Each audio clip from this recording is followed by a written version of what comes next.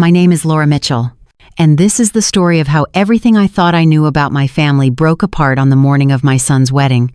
Before I begin, I would love to know what city you are joining me from. Leave it in the comments.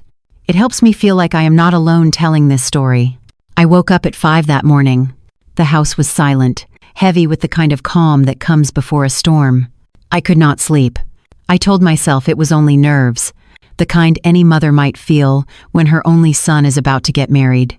Deep down, I already sensed something was wrong. I run a small CPA firm from home. Nothing fancy, but steady enough to pay for Ethan's college and cover the gaps my husband Rick's salary never reached. That morning, I sat in my office staring at spreadsheets. The numbers blurred and meaningless. My mind was on the lawn outside, where in a few hours, 300 guests would sit on white chairs facing the rose-covered arch I had tended since spring. I wanted everything perfect. Ethan deserved perfect. He was 23, bright, responsible, the best thing Rick and I had ever created together. For 25 years, I had been the steady hand in this family. I was the planner, the one who remembered birthdays, who balanced the checkbook, who kept the household running. Rick was the charmer. He filled rooms with his smile and quick jokes. People loved him at first sight. I was the foundation beneath his show. For years, that was enough for me. But lately things had changed. Rick's phone was always tilted away from me. Conversations went silent when I walked into the room. He brushed it off. Just work. Honey, a promotion is on the line. I wanted to believe him. You do not end 25 years of history because of suspicion. Still, unease clung to me like a shadow. The office door clicked. Ethan stood there in pajamas with a mug of coffee. Dark circles rimmed his eyes. "Mom, you have been up for hours," he said. "The wedding is not until 4. I forced a smile. "I just want everything perfect for my boy." He sat on the edge of my desk. "Dad is not upstairs. He left early. Said he was picking up a gift for Olivia's parents. Did you know about that?" I frowned. "No. That is news to me." Ethan stared into his coffee.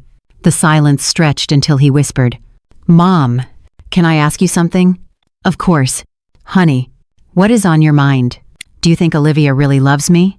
The question hit me like a punch. Olivia Carter, his fiancée, beautiful, ambitious, daughter of a federal judge and a socialite. On the surface, she was everything parents dream of. But I had seen things. Her eyes drifting when Ethan spoke about his passions. Her phone lighting up during family dinners. The way she seemed too close to Rick. "Why would you ask that?" "Honey, it is your wedding day. I know, maybe it is nerves. But sometimes when she looks at me, it feels like I am a box. She wants to check on her way to a perfect life." His voice cracked. "And lately she has been spending a lot of time with Dad.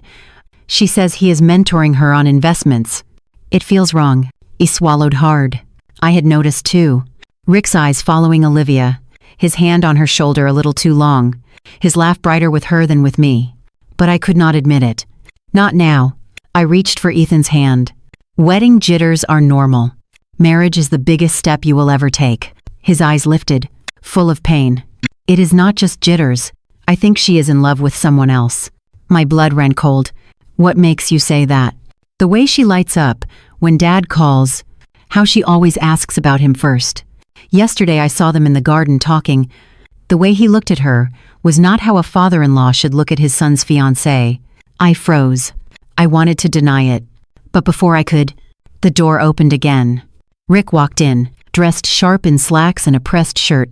"Well, look at my two favorite people," he said with a wide smile. His eyes did not match. Ethan's jaw tightened. Rick went on about Olivia coming over later to discuss seating charts. He brushed it off as family politics. His tone was light. Ethan's silence was heavy. The room felt thick, almost airless.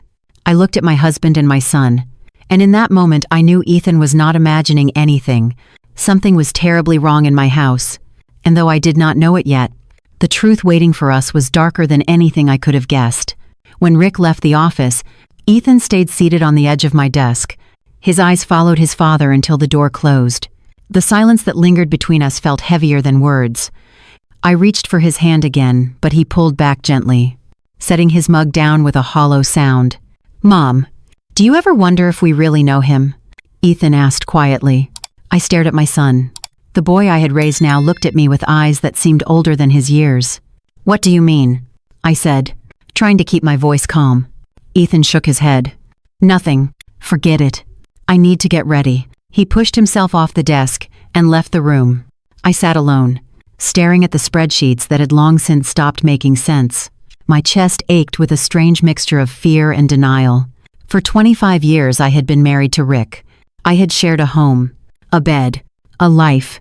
How could I not know him? I walked into the kitchen, hoping the routine of chores would steady me.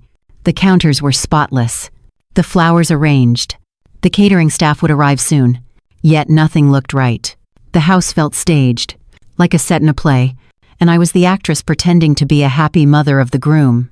I thought back over the last year, Rick's late nights at the office, the sudden interest in investments, his laughter that no longer belonged to me. I had ignored the clues, telling myself he was under stress. Now Ethan's words echoed in my head. The front door creaked. I stiffened, expecting Rick or Ethan. But it was Olivia. She stepped in with her usual confidence, carrying a small box in her hand. She wore jeans and a silk blouse, casual yet flawless. She greeted me with a smile that never quite reached her eyes. Laura, I wanted to drop off something for the ceremony, she said. Her voice was sweet, polite. Topolite. I forced a smile. That is thoughtful of you. What is it? A gift for Ethan. Something special before we walk down the aisle, she answered, placing the box on the counter. She looked around the kitchen as if checking her reflection in the polished surfaces. Ethan came down the stairs. His smile when he saw her was genuine, but her eyes flicked past him toward the hallway where Rick had gone earlier. My stomach clenched. Olivia, you did not have to come so early, Ethan said. I wanted to make sure everything is perfect, she replied. Her gaze lingered on him for a moment, then shifted back to me. And to thank you for hosting such a beautiful wedding. I nodded, forcing warmth into my tone. It is my pleasure. When Olivia and Ethan went into the living room to talk, I stayed in the kitchen, leaning against the counter. Through the wall I could hear their voices, his low and hopeful, hers light and distracted. Every now and then I heard her phone buzz. She answered each time quickly, her voice dropping when she spoke. My hands shook as I rearranged the silverware on the table.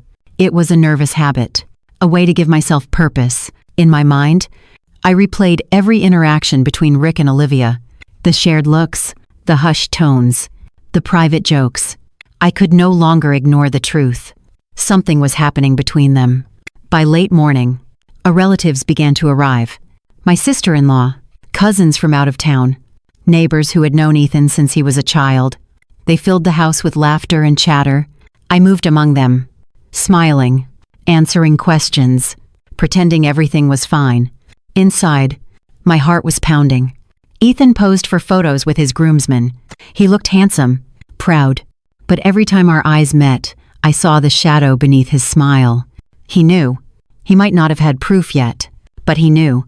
Rick mingled with the guests like the perfect host. He told jokes, poured drinks, and complimented dresses.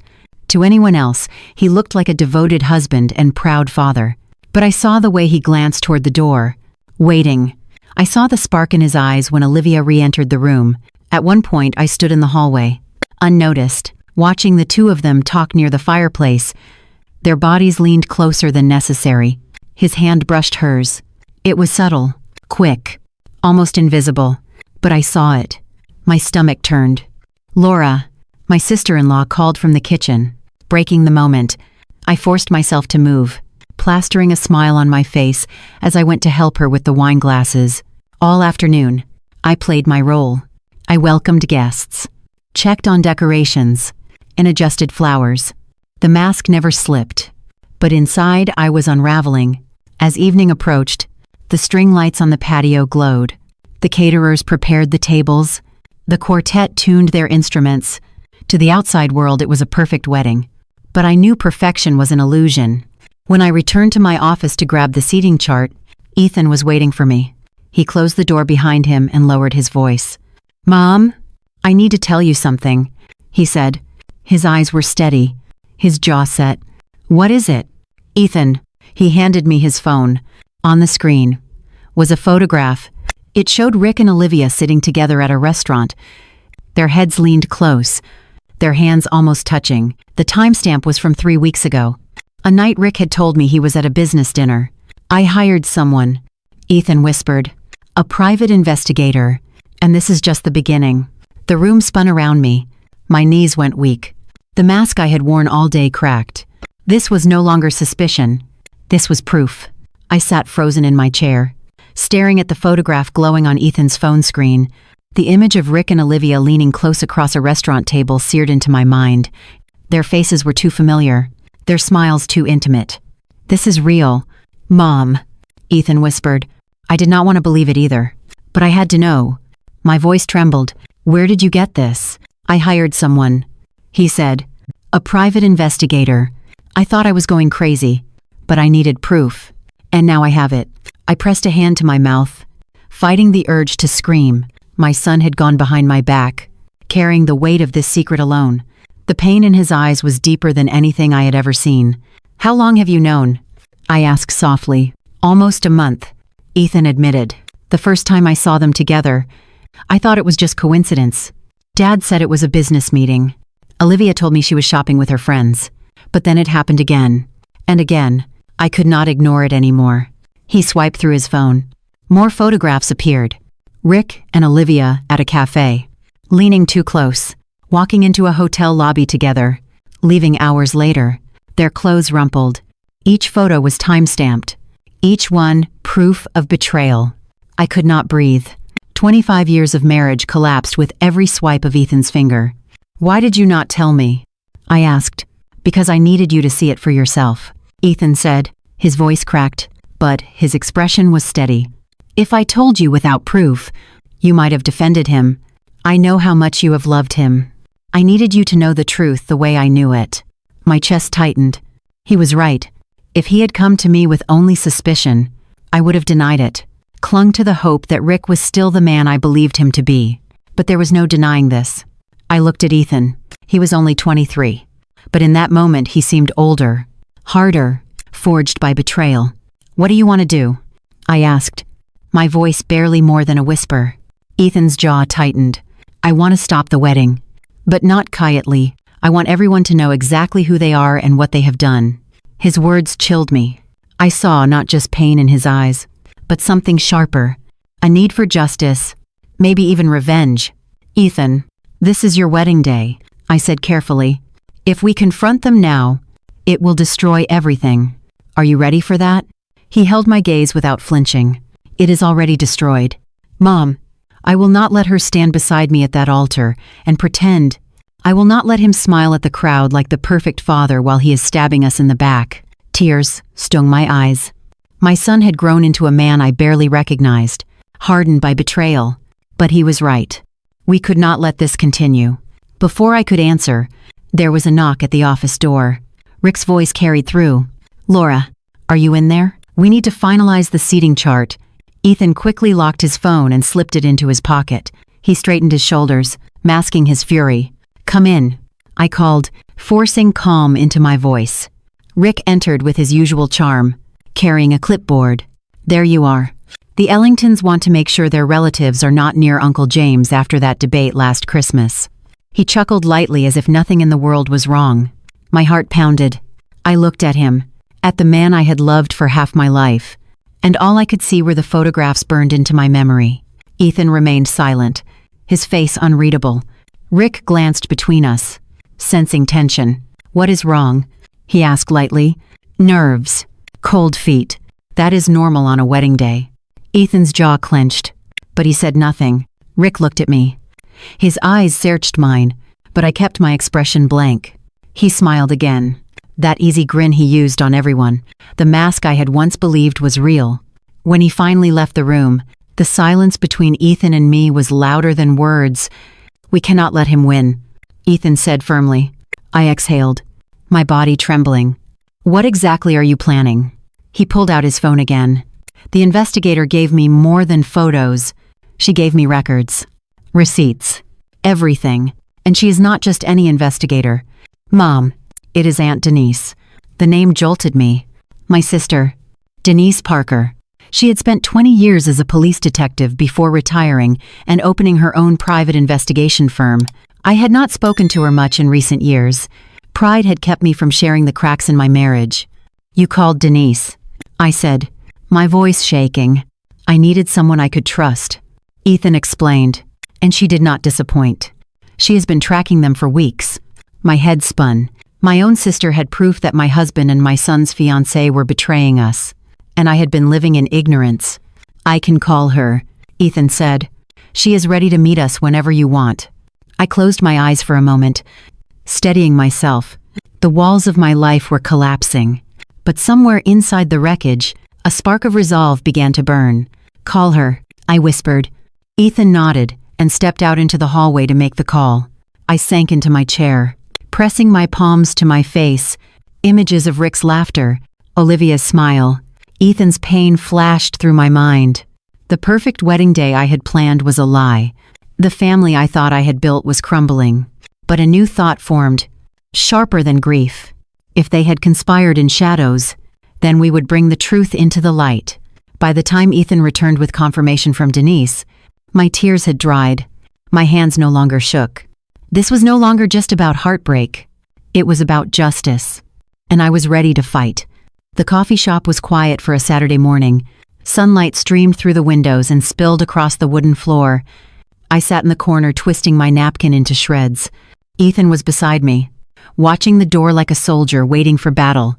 When Denise finally walked in, I almost did not recognize her. Retirement had softened her, but her sharp detective eyes were the same. She wore jeans, a leather jacket, and carried a bag over her shoulder. "Laura," she said, her voice steady. "Ethan." I stood and hugged her. For a moment I let myself collapse into my younger sister's arms. "Thank you for coming," I whispered. She gave me a small smile. "You needed me. That is all that matters." Ethan leaned forward, his voice urgent. "Do you have it?" Denise looked at him firmly. "I do. But once you see this, there is no going back. We are ready," Ethan said. Denise placed a thick folder on the table. It landed with a heavy thud. My hands shook as I reached for it, but she stopped me. "Let me explain." She opened the folder. The first page showed Rick and Olivia in the lobby of the St. Regis Hotel. He was leaning toward her, his hand hovering near her back. The next page showed them at a steakhouse, sitting close in a booth. Another page showed them leaving a hotel late at night. His tie loosened. Her hair mussed. I felt my stomach twist. Ethan clenched his fists. "Keep going." Denise flipped to the next section. "Rick has been paying cash for hotels, dinners, and gifts. He has been taking money from your joint accounts. Laura." Small withdrawals, under 1,000 each time, spread across different banks, always matching the timing of their meetings. I swallowed hard. I thought it was his hobby, buying rare coins. That was a lie. Denise said. Every dollar went to her. Ethan let out a bitter laugh. "He is stealing from Mom to spoil his mistress." But Denise was not finished. "Olivia has been stealing too. She has been embezzling from her law firm. Fake expenses, false invoices, a shell account, over $200,000 in a year. Some of that money bought Rick jewelry, a luxury watch, even part of a car." I stared at the papers, stunned. 200,000. "She is sloppy," Denise explained. "Her partners do not know yet, but they will. And when they do, she will face prison." Ethan rubbed his face, exhausted. "So, my father robs my mother, and my fiancé robs her firm, and they use the stolen money on each other." The weight of it pressed down on me. Denise looked at me with pity. "Laura, you deserve the truth," I whispered. "Why would he do this to us?" "Because men like Rick believe they can have it all," she said. "They think they are too clever to get caught. But he underestimated you, and he underestimated Ethan." The three of us sat in silence. Finally, Ethan spoke. "We cannot confront them in private. They will deny everything. We need to end this in front of everyone." At the wedding, my heart pounded. "Ethan." "No, Mom," he said firmly. "Think about it. 300 guests. Her family. His colleagues. If we show the evidence there, they cannot lie their way out." Denise gave me a measured look. "It will be brutal, but it will be final." For so long I had been the planner, the peacemaker, But staring at those photos and forged documents, something inside me hardened. I will do it, I said. Ethan's eyes flickered with relief. Denise closed the folder and pushed it toward me. Then you will need this. All the proof. Enough to bury them both. I rested my hand on the folder. It was not just paper. It was the end of my marriage. The end of my illusions. And the beginning of something new. The morning of the wedding dawned clear and warm in Atlanta. The garden was decorated with white flowers, lights strung between the trees, and rows of perfectly aligned chairs. At first glance it looked like a dream, but inside me, the calm was false. I knew what was really going to happen. Ethan dressed early, in a gray suit that fit him perfectly. He walked with steady steps, but I could see the tension in his shoulders. Every movement was calculated, every gesture measured. He looked like an actor waiting for his moment on stage. Denise arrived soon after, disguised as part of the catering staff. She wore a plain uniform and a hat that shaded her face. In her bag, she carried the laptop and the necessary cables. Her mission was clear: connect the giant screen that was supposed to show family pictures and instead project the truth. We met in the small home office before the guests arrived. Denise laid out her equipment on the table. "Everything is ready," she said. "When I press this button, the screen will show the evidence. First, the hotel photos, then the bank records, then Olivia's documents. At the end, the DNA proof and the girl." Ethan nodded without hesitation. "We want to make it impossible to deny." I took a deep breath. My heart hammered in my chest, but my voice sounded steadier than I felt. There will be no turning back. Once it begins, our lives will change forever. Denise looked me straight in the eyes. "Laura, I want you to know this will hurt. The impact will be enormous. But it is also the only way to free yourself from him." "I know," I replied. "I have lived too long in silence." "Not today." The clock moved quickly. At 3 in the afternoon, the first cars began to arrive. Guests greeted one another, laughed, and clinked champagne glasses. No one suspected they were about to witness a public collapse. From my seat, I watched Rick move among the crowd, charming as always, shaking hands, telling jokes. I looked at him and felt a hollow pit in my stomach. The man I had loved for 25 years no longer existed. Only the mask of a liar remained. At exactly 4 o'clock, the music began. Ethan stood at the altar, his back straight. Olivia appeared at the end of the aisle, radiant in her white gown. Her smile was dazzling but false. Her eyes sought out Rick. "Not my son." That small gesture confirmed everything I already knew. I sat in the front row with the envelope in my purse. Inside were the divorce papers and a flash drive with all the evidence. My fingers trembled as I touched it, but I also felt a strange calm. It was as if I had finally regained control of my life. The officiant began to speak about love, commitment, and fidelity. Each word fell like a cruel irony across the decorated garden. I looked at Olivia standing beside my son, and my anger blended with sorrow. When it came time for the vows, the air grew heavy. I listened as Ethan spoke his with a steady voice. Then Olivia began hers, sweet and calculated. Rick watched her with pride from his seat.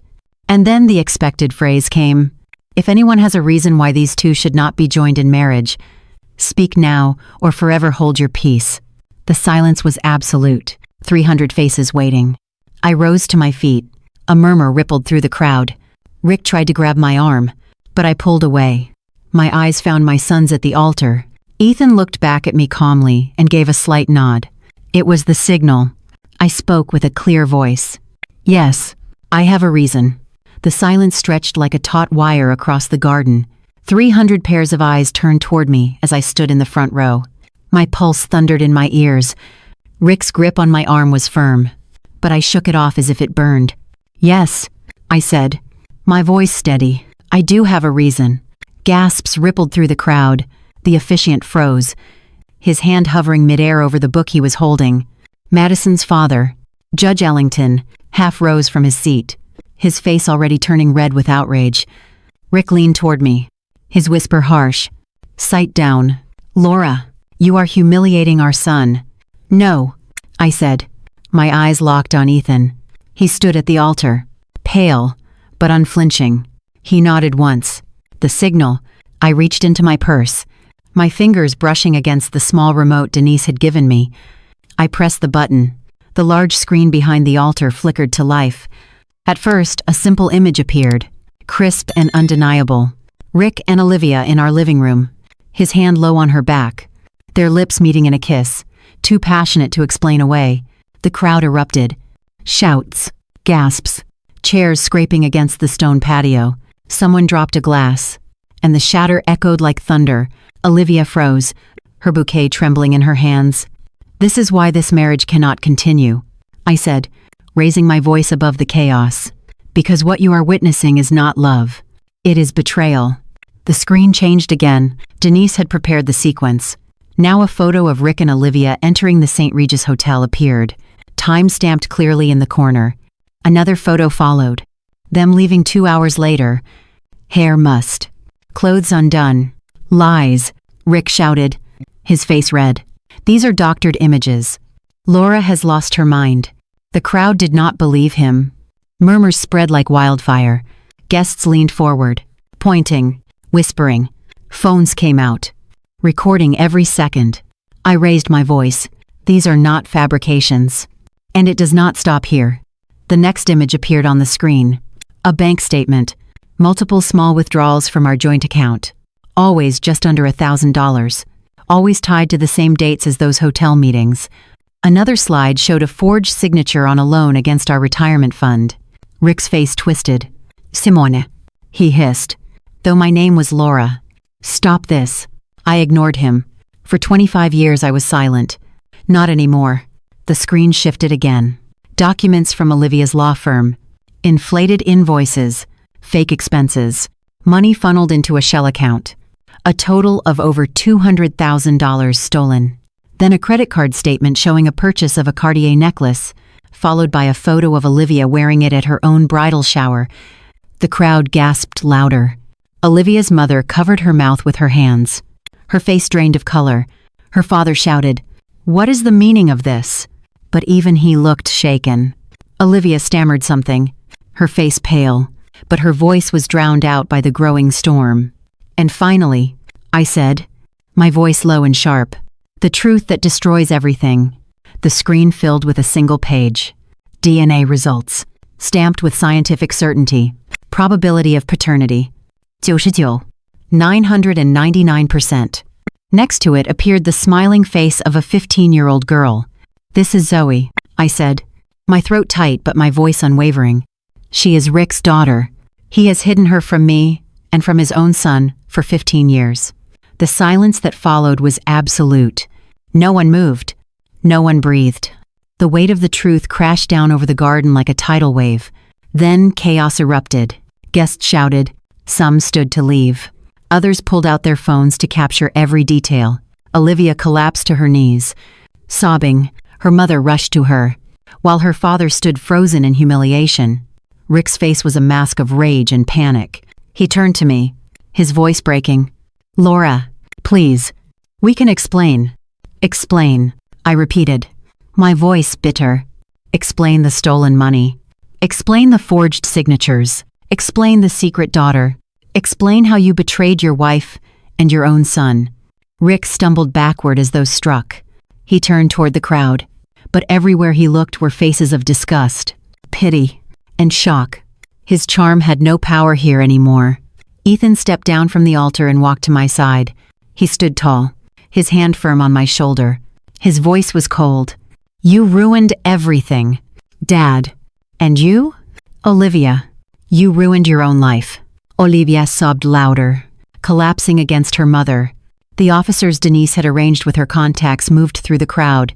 Two of them approached Olivia. "Miss Ellington, you are under arrest for embezzlement and wire fraud." The click of handcuffs echoed across the garden. Guests gasped again. Cameras flashed. Olivia screamed that it was a mistake, but her voice was swallowed by the noise. Rick lunged forward, but Denise appeared from the side in her catering uniform. She caught his arm with practiced precision. "Not so fast. Rick." She leaned close, her voice calm. "You are finished."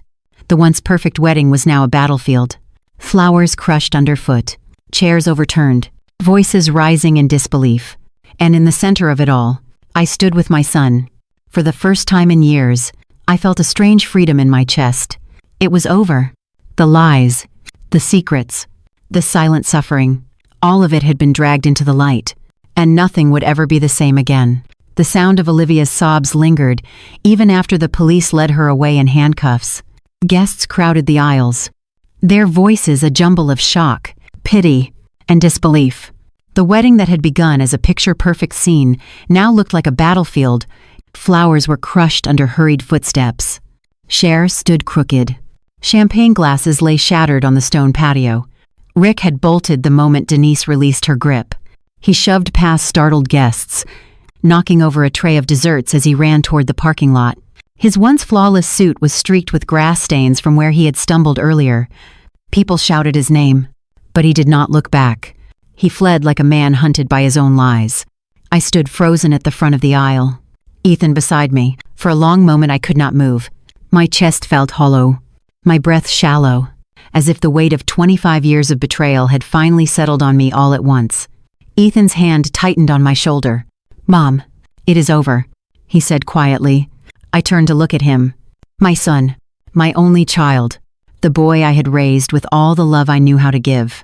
His face was pale but resolute. There was strength in his eyes I had never seen before. He had carried this secret, this terrible burden, and now he stood tall in the wreckage of his ruined wedding. Unbroken. Guests were still filming with their phones, whispering, shaking their heads. Some avoided our eyes, embarrassed to witness such destruction. Others lingered, hungry for every detail, already imagining how the story would spread through their circles by nightfall. I drew a deep breath. "Thank you all for coming," I said, my voice steady though my throat burned. "This ceremony is over. Please go home." The officiant lowered his book and nodded solemnly. Slowly, the guests began to file out. Some approached me with murmured words of sympathy. Others touched Ethan's shoulder gently as they passed, but most left in silence, hurrying away from the spectacle, as though distance might protect them from the stain of scandal. When the last car had pulled out of the driveway and the garden was nearly empty, the silence pressed down hard. The flowers and decorations, once symbols of joy, now looked like props from a stage play that had collapsed mid-scene. Denise approached, her uniform now disheveled, her face grim but calm. She set her hand on mine. "You did it." "Laura." "Did I?" I whispered. "It feels like I just destroyed everything." She shook her head firmly. "You revealed the truth. There is a difference. Lies were already destroying everything long before today. You only dragged them into the light." Ethan exhaled sharply, his shoulders sagging. "I am sorry. Mom, I am sorry you had to see all of that." I turned to him quickly. "No, Ethan, do not apologize. You were brave. You carried this secret when it should never have been yours to bear. You saved me." His eyes filled with tears, but he blinked them back. Denise handed me the folder again, the thick file of evidence now stained with fingerprints from so many hands. "Keep this safe. It is more than proof. It is protection. He cannot touch you anymore." I nodded. The weight of the folder in my hands felt like the closing of a chapter, a seal on the life I had thought was real. As the sun began to set, painting the ruined garden in gold and red, Ethan and I sat together on the steps of the porch. The house behind us felt heavy with ghosts. Every room inside held memories I could no longer trust. "What now?" he asked softly. "We rebuild," I said, "one step at a time." He leaned his head back against the railing, exhausted. "The woman I thought I would marry is gone. The father I thought I knew is gone. It feels like everything is gone." I reached for his hand. "Not everything. You still have me, and I still have you. That is enough to start again." The cicadas sang in the distance, their steady rhythm filling the silence. For the first time all day, I allowed myself to breathe deeply. The air tasted sharp and raw, like the first breath after a storm. Inside, my phone buzzed with messages, calls from friends, emails from reporters, notifications from people I barely knew. I silenced it. The world could wait. Tonight belonged only to us. Denise sat across from us, her gaze soft but unwavering. She had been my sister long before she became an investigator, but tonight she was both. "You are stronger than you think," she told me. "Both of you." I closed my eyes for a moment. Strong. I did not feel strong. I felt broken. But maybe strength was not about never breaking. Maybe it was about standing again in the ruins and choosing not to surrender. When darkness finally settled, the three of us went inside. The house was quiet. The remnants of wedding preparations scattered like abandoned dreams. I carried the folder into my office and placed it on the desk. Tomorrow it would go to my lawyer. Tomorrow the divorce papers would be filed. But tonight, I sat with Ethan at the kitchen table, eating cold leftovers. The silence between us no longer heavy, but healing. The wedding had been destroyed. The truth had burned through every lie. And from the ashes, we would begin again. Dawn came with a strange silence. After the chaos of the day before, the house felt empty, as if the walls themselves were tired of holding secrets. I woke early, unable to sleep. The kitchen was a mess, leftovers from the banquet abandoned on the table. The smell of wilted flowers hung in the air. I turned on the coffee maker and, while the water began to boil, I picked up my phone. Dozens of notifications covered the screen. Missed calls from friends, messages from relatives, emails from clients, and among them, headlines that made my hands shake. Scandal in Atlanta. Bride arrested at her own wedding. Prominent businessman accused of fraud and a double life. The photos of the disaster were already everywhere. Images of Olivia in handcuffs, crying in front of the crowd.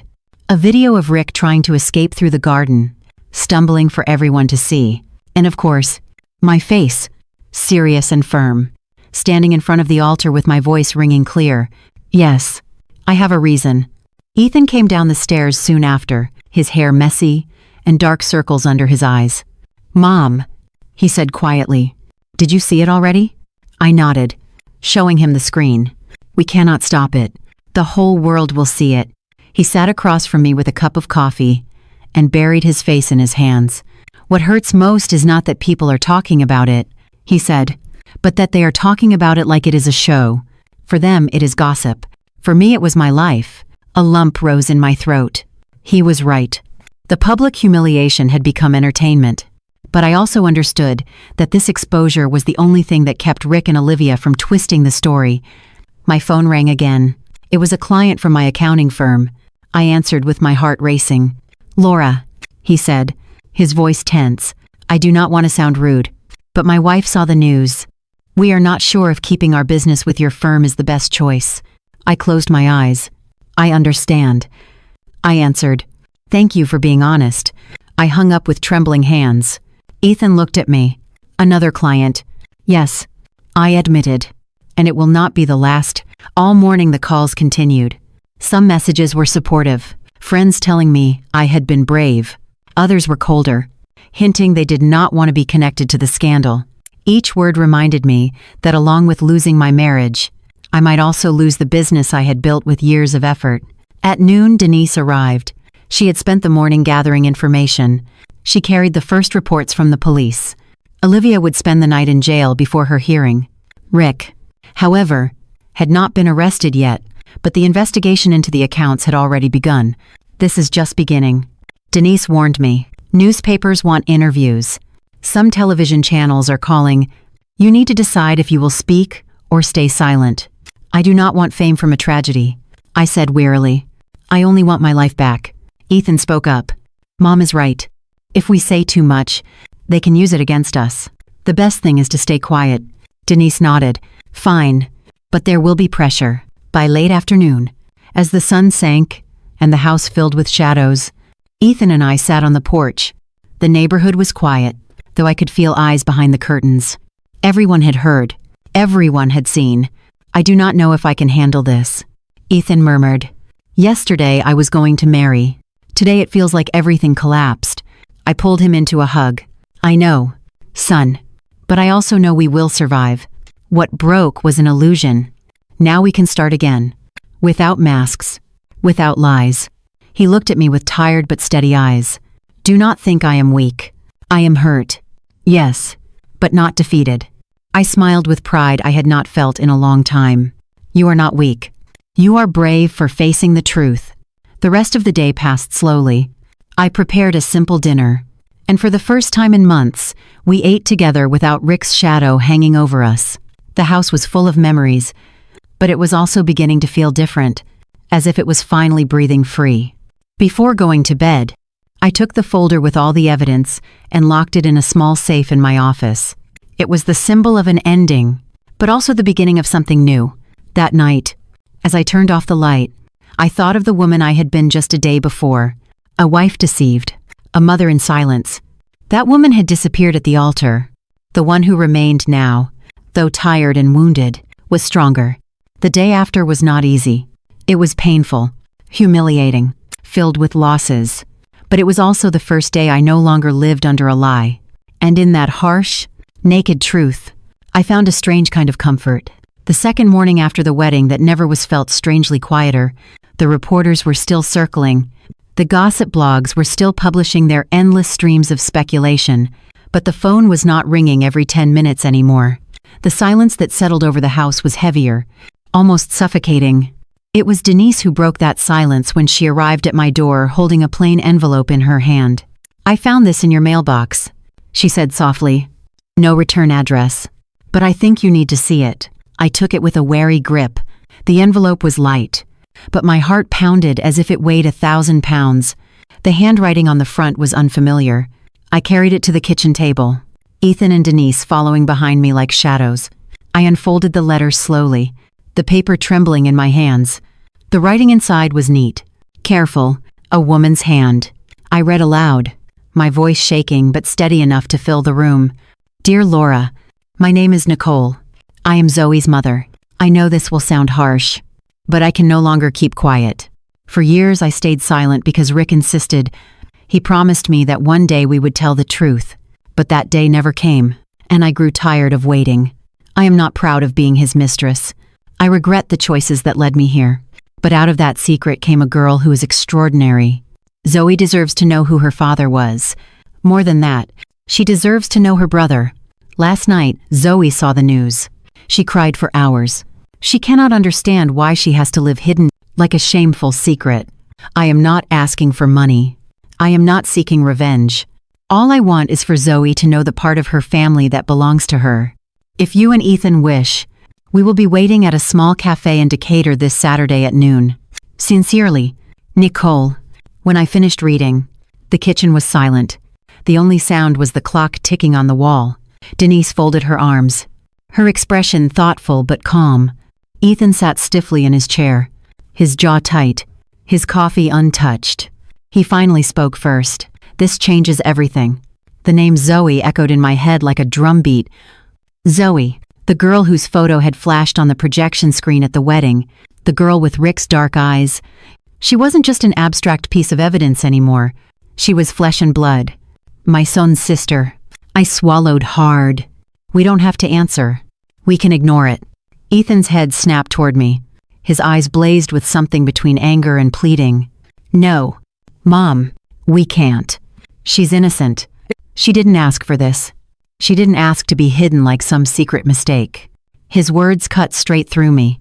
He was right. Zoe was not the one who lied. She was a victim too. Still, the thought of facing her made my stomach churn. "I don't know if I'm ready," I whispered. "I don't know if I can look into her eyes and not see him." Denise leaned forward, her voice steady. "Laura, listen to me. You don't owe Rick anything. But Zoe deserves the truth. Nicole isn't threatening you. She's opening a door. That says something." I pressed my hands together tightly in my lap, trying to ground myself. For 25 years, I had built a life on lies I didn't know existed. Now the truth kept arriving in waves, each one threatening to drag me under. Ethan broke the silence again, his voice firmer this time. "I want to meet her. She's my sister, and I need to know her face. Her voice. I need to hear it from her. Not from a letter. Not from the tabloids." I looked at my son, the boy I had raised into a man, and saw a new determination in his eyes. It frightened me, and it made me proud at the same time. "But what if it hurts too much?" I asked. My voice sounded fragile, like cracked glass. "Then we'll face that hurt," Ethan said simply. "Better to face it than to keep pretending she doesn't exist." I glanced at Denise, who nodded quietly in agreement. She always had been the practical one. "He's right," she said gently. "Avoiding it won't make it disappear. It will only make it worse."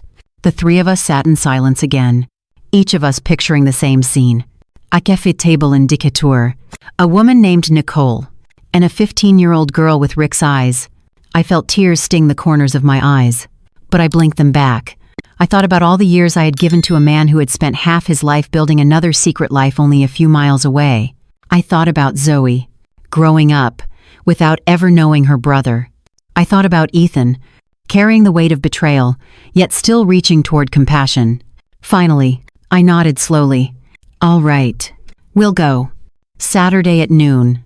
Ethan exhaled sharply, a sound halfway between relief and sorrow. Denise reached across the table and squeezed my hand. The decision was made, but in that moment I knew this was not just another confrontation, not another exposure of Rick's endless lies. This was something new. This was the beginning of a chapter I had never imagined for my family. I folded the letter back into its envelope and set it on the table, staring at it as if it might burst into flames. It felt like holding a key to a door I was afraid to open. But now, there was no turning back. Zoe was real, and soon, we would see her. Saturday came too quickly. The days between the letter and the meeting dragged and raced all at once, like time itself didn't know how to behave. I spent Friday night pacing the living room, unable to sit still. Denise stayed with me until after midnight, trying to calm my nerves. Ethan, on the other hand, seemed strangely composed, though I caught him staring into space more than once, as if practicing conversations in his mind.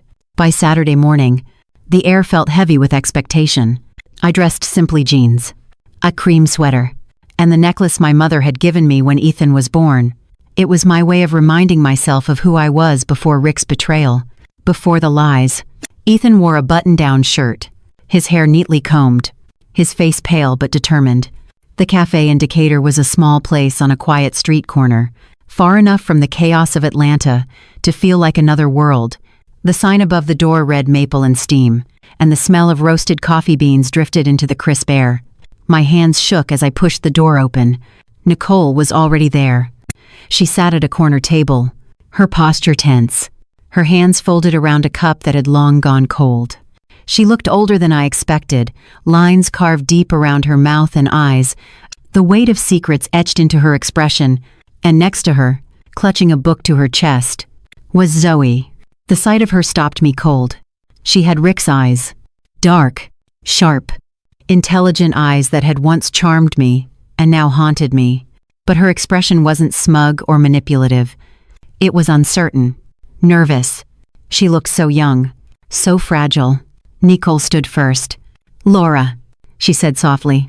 Her voice trembled, but her gaze was steady. "Thank you for coming." I nodded stiffly, not trusting my voice yet. Ethan stepped forward and extended his hand. "I'm Ethan," he said. "Your brother, I guess." Zoe blinked, then smiled shyly as she shook his hand. "I'm Zoe." We sat down, the four of us, and for a moment no one spoke. The clink of cups and the hum of quiet conversations from other tables filled the silence. I stared at the girl in front of me, my mind spinning with questions I couldn't yet ask. Nicole cleared her throat. "I want to say again, Laura, I am sorry. For everything. I never wanted to hurt you. I was young, foolish, and I believed his promises. I know that doesn't excuse it, but Zoe deserves to know her family." Her words cut into me, but strangely, I felt no rage in that moment. I had exhausted all my fury in the days leading up to this. What I felt now was a kind of hollow ache. I nodded. "Zoe isn't at fault. None of this is her fault." Zoe looked down at her hands, twisting the corner of her book. "I didn't know until last year," she whispered. "Mom told me the truth when I started asking questions about why my dad was never around. I didn't understand. Then I saw the news about the wedding, and I knew." Her voice cracked on the last word. Ethan leaned forward, his tone gentle. "Hey, you don't have to explain yourself. This isn't on you." She glanced at him, eyes wide with relief, as if she had expected rejection. For the next hour, we talked haltingly. Zoe told us about her school, how she loved literature and wanted to be a writer. Ethan asked about her favorite authors, and soon they were trading jokes about how many books they could each finish in a week. I watched them, my son and this girl he had only just met, and something in me softened. I asked Nicole about her life, how she had managed all these years. She explained that Rick had provided money, but never time, never acknowledgement. She had raised Zoe alone, carrying the burden of secrecy. "I didn't want it to be this way," she said quietly, "but every time I thought about reaching out, I was afraid he'd cut us off completely. Afraid of destroying your marriage?" I almost laughed, though there was no humor in it. "He destroyed it on his own," I said. The honesty of that statement hung heavy in the air. Zoe's eyes flicked from me to Ethan, and I realized she was searching for her place in this fractured story. Finally, I reached across the table and placed my hand over hers. She stiffened, then relaxed as I gave her fingers a gentle squeeze. "Zoe," I said, my voice thick, "you didn't ask for any of this. You don't have to carry his sins. You are not a mistake. You're a part of this family now, if you want to be." Tears welled in her eyes, and she nodded quickly. Ethan smiled at her, the first real smile I had seen from him in weeks. When we finally stood to leave, Zoe hugged Ethan tightly, then turned to me. I hesitated only a second before opening my arms. She stepped into my embrace, small and trembling, and I held her close.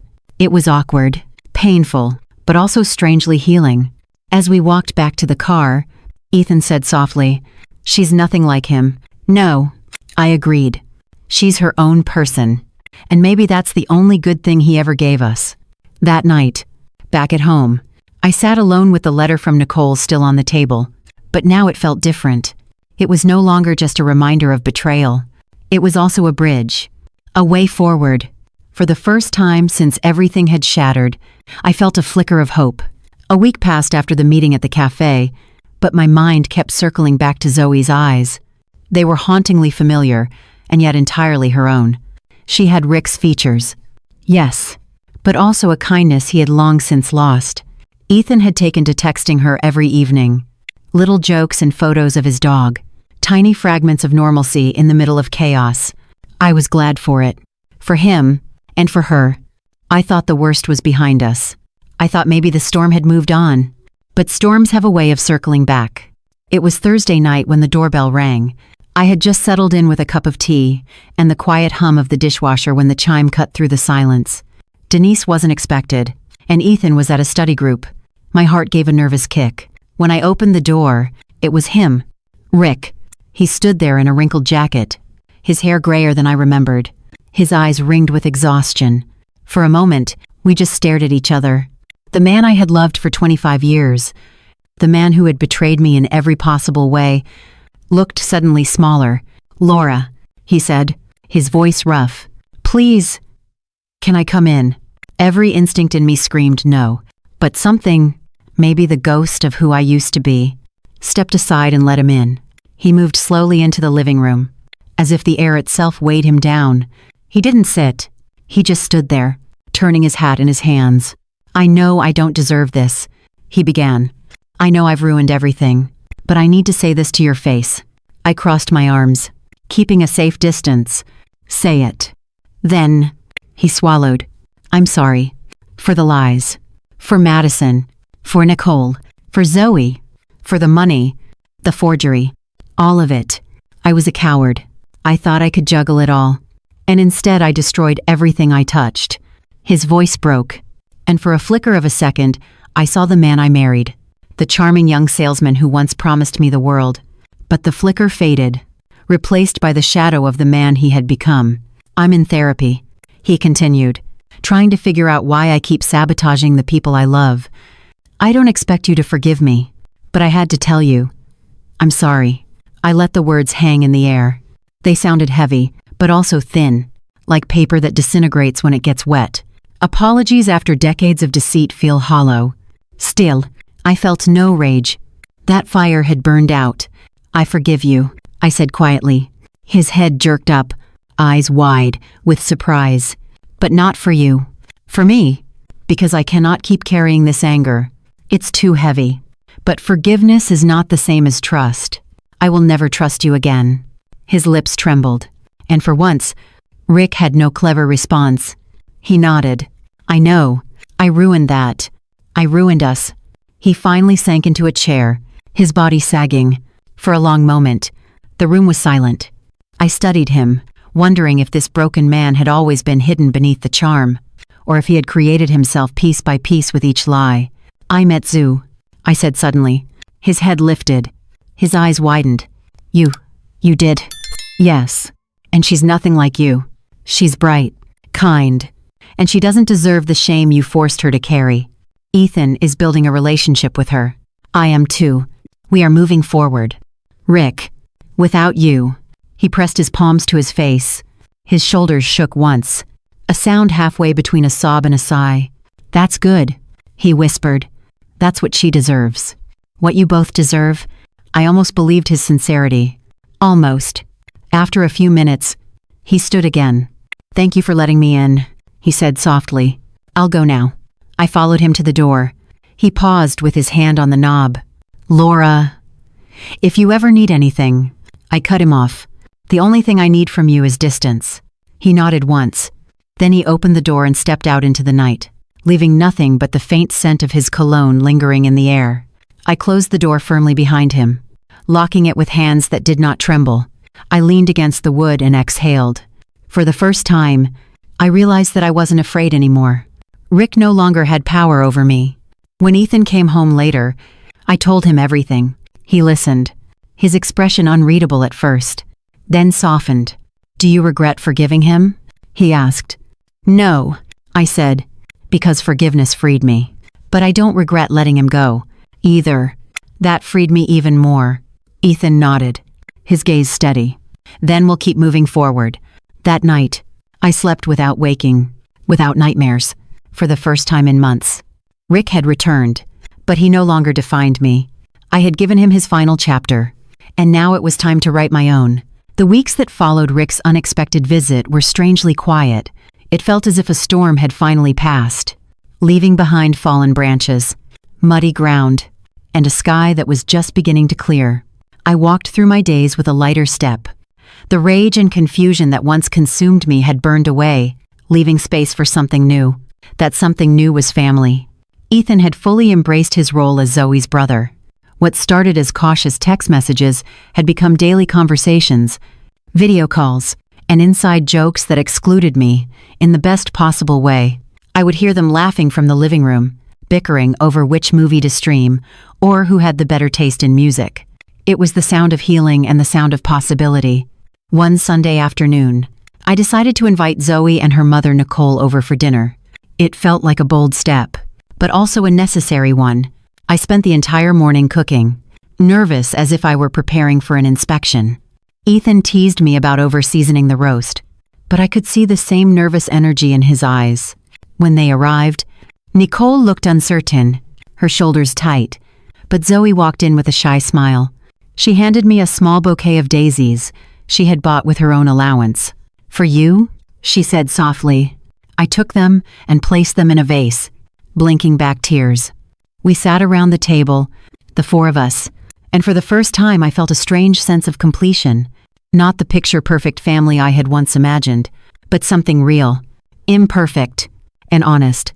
Nicole spoke cautiously, apologizing again for her part in the secret that had defined our lives for 15 years. My anger toward her had faded. She had been trapped too, manipulated by the same man who betrayed me. Over dessert, Zoe leaned back in her chair and laughed at something Ethan said. The sound was pure and bright, cutting through the heaviness of the past. I realized in that moment that this was what mattered now. Not the wreckage of what had been destroyed, but the fragile beauty of what was being rebuilt. As the evening wound down, Nicole thanked me for opening the door. "You did not have to," she said quietly. "I did," I answered. "For Zoe, for Ethan, for all of us." That night, after they left, Ethan sat with me in the living room. "Do you think it will ever feel normal?" he asked. "Not normal in the way it used to," I admitted, "but maybe that is a good thing. We can build something better, something honest." He nodded, and I could see the relief in his eyes. "I want her in my life. Mom, I want Zoe to be my sister." "She is your sister," I said, smiling at him, "and she always will be." In the months that followed, life slowly settled into a new rhythm. My business regained its footing, one client at a time. Word spread that I had stood my ground, that I had refused to hide the truth. Strangely enough, the scandal that once threatened to destroy me began to work in my favor. People trusted me with their finances because they saw me as a woman who had nothing to hide. Ethan started working part-time at a landscape architecture firm, turning his passion into a career. His designs were creative, full of life and light. He told me that shaping gardens and parks felt like reshaping his own heart. I understood. As for Zoe, she became a regular presence in our lives. She joined us for Sunday dinners, came to Ethan's birthday party, and even helped me decorate my townhouse for Christmas. She brought light into the spaces Rick had once darkened. One night, as we sat by the fire after a long day, Ethan looked at me and asked, "Mom, do you ever regret it?" Exposing everything that day, I did not even hesitate. No, not for a second, because the lies would have kept growing, and we would never have found the truth about your father, about Madison, about Zoe, about ourselves. He nodded, his gaze steady. "I think you saved us." The words touched me in a way I had not expected. For years, I had felt like the silent support in our family, the planner, the organizer, the one who made sure everything stayed afloat. But in the end, it was my decision to stand up and reveal the truth that saved us from drowning in deceit. As I went to bed that night, I realized something important. My story was no longer about betrayal. It was about resilience, about finding strength in the rubble, about building something new, not because we wanted to, but because we had to. Rick had taken 25 years of my life, but he could not take what came next. What came next was mine. Mine, Ethan's, and Zoe's. The road ahead would not be easy. Blended families rarely are, but we were no longer living in shadows. We were walking forward in the light, step by step, together, and for the first time in a long time, that felt like enough. A year has passed since the day my world shattered and then began to rebuild itself. Sometimes I still wake up in the middle of the night, disoriented, reaching for a man who no longer sleeps beside me. But the ache is softer now. Time does not erase pain, but it teaches you how to live alongside it, how to let it shape you without breaking you. Life looks very different today.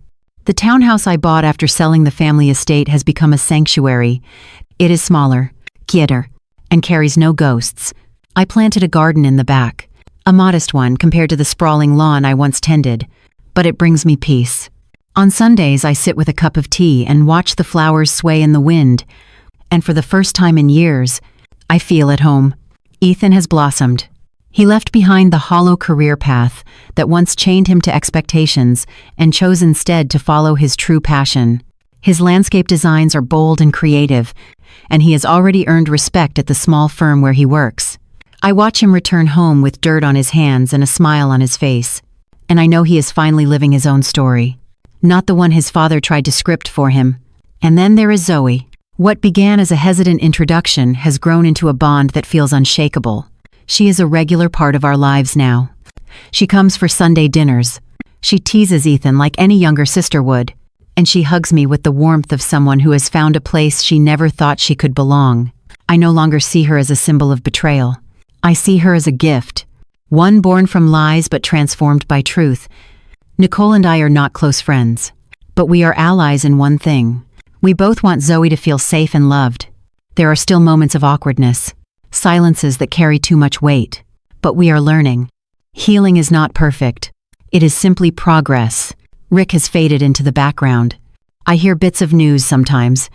He lives in a modest apartment, works odd jobs, and keeps mostly to himself. I do not hate him anymore. I do not love him either. He is simply part of my past, a man who made choices that shaped all of us. I no longer carry his shadow with me. 1 year later, I realize that survival is not enough. It is not about simply enduring what happened. It is about choosing to build again, to plant seeds where there was once only ash. My family is smaller now, but it is real, and real is worth more than perfect. If you have listened to my journey this far, I want to thank you. I know many of you have faced your own storms, your own betrayals, your own battles with truth. Sharing this story has reminded me again and again that none of us are alone, and that is why I invite you to stay with me. This is not the end. It is simply the close of one chapter. If you want to hear more stories of resilience and season of heartbreak turned into strength, then please subscribe to this channel. Her True Stories has always been about more than just drama. Her True Stories is about finding ourselves in the struggles of others. Her True Stories is about the reminder that truth, no matter how painful, can free us. Her True Stories is about healing together, one story at a time. And Her True Stories will continue to bring you voices and journeys that prove we can rise after the fall. So if you felt moved, if you saw yourself in any part of my journey, please subscribe, share, and join this community, because your voice matters too. As for me, I will keep moving forward. Ethan, Zoe, and I are not perfect, but we are real, and real is enough. Thank you for being here, and I will see you in the next chapter of life.